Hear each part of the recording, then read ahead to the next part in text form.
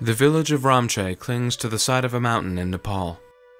It is a remote and rural place in one of the poorest countries on earth. Although just 60 miles from Kathmandu, Nepal's capital, the village is inaccessible by road. The only way to get here is a 2-hour hike up a stone path from the nearest town. The few tourists who have ever ventured this far off the beaten track have come to Ramche by invitation. That's how Chris Hune first visited the village. Leela Tamang, a former schoolteacher, introduced Chris to Ramche after their chance encounter in Kathmandu. That experience led Chris to start the Santi School Project to help Leela and his neighbors build a primary school.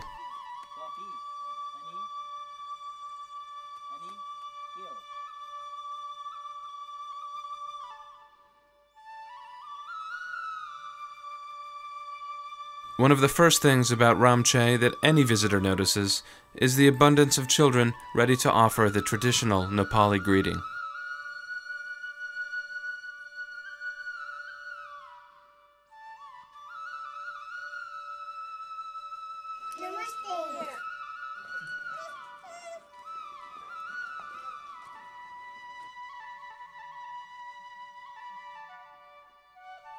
It's also impossible not to notice the amount of physical labor required for everyday tasks.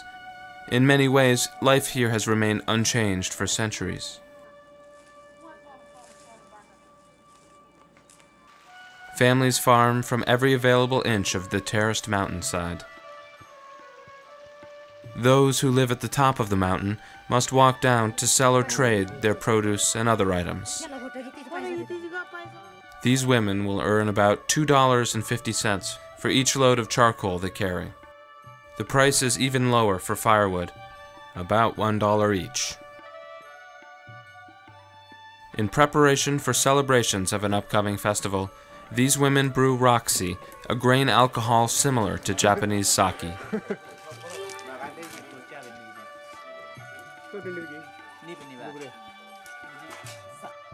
A typical offering for festival day, Buddhism is the most common religion practiced in Ramche.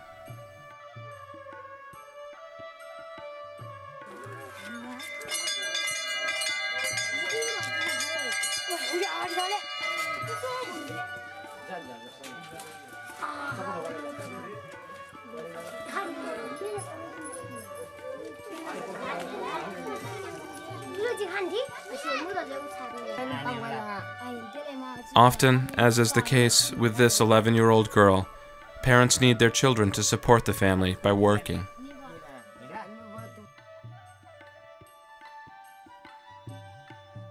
Some children are left to their own defenses. Ever since their mother died, these siblings have had to work to feed themselves.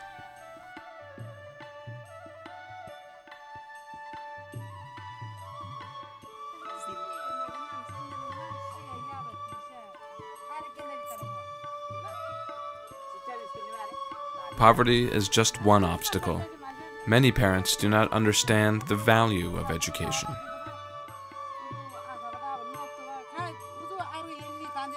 This young mother says she fears her children may get beaten up at school. She also complains that her older son didn't learn anything at a government-run school because of inadequate teachers.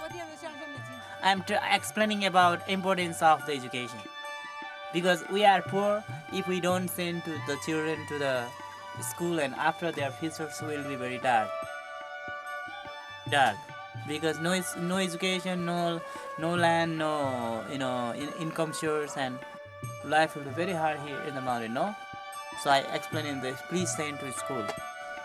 Many residents of Ramche are members of the Tamang ethnic minority. This extended family, however, is from the untouchable caste known as Dalit. The importance of good teachers. Need a good teachers.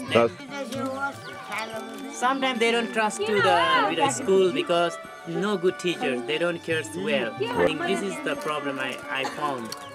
Even they're saying they don't teach clean. They don't teach about what it's called. Basic things about health. Things, and One is language problem, one is teacher problem. So these kinds of things we have to discuss, I think, for our school, coming school.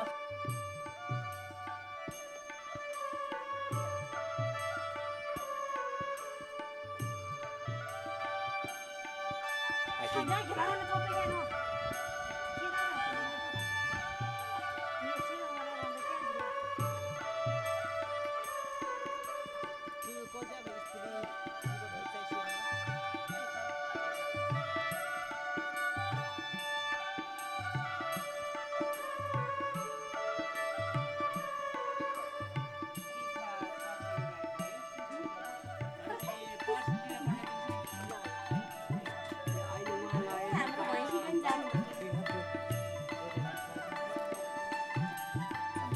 Technically, Ramche is a large area of about 5,000 people that is divided into 10 different wards.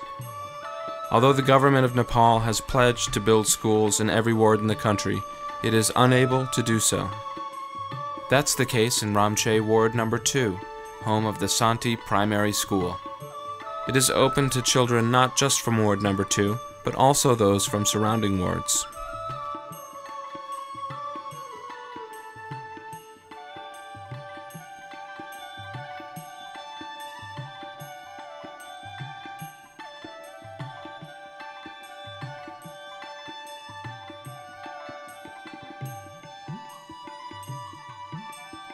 Like most other buildings in Ramche, the Santi Primary School is made primarily of local stone. The L-shaped design is divided into 5 classrooms and a library.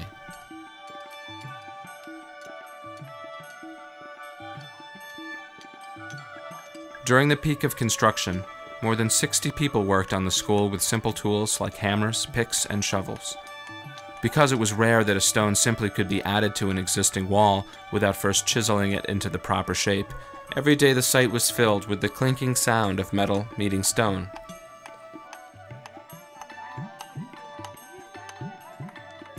Skilled masons selected large stones that were flat and squarish and placed them in 2 parallel rows, with similar pieces used to fill the areas in between.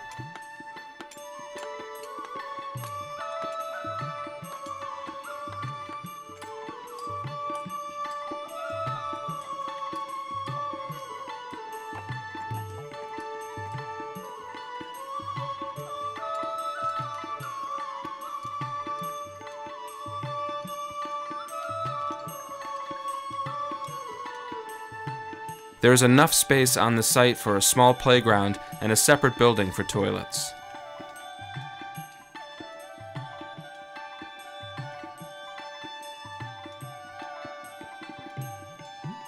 Before construction could begin, the site, which was previously used as terraced farmland, had to be leveled and stone had to be carried from nearby areas of the mountain.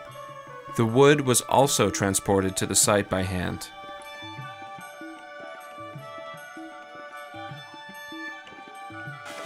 A table saw and planer were the only pieces of electrical equipment.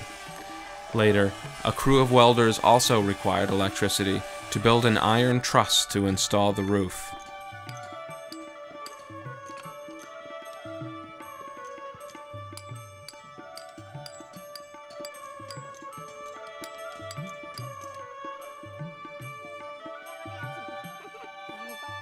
In its first year of operation, the Santi Primary School will teach about 60 students, with enrollment expected to increase each year as one additional grade level is added.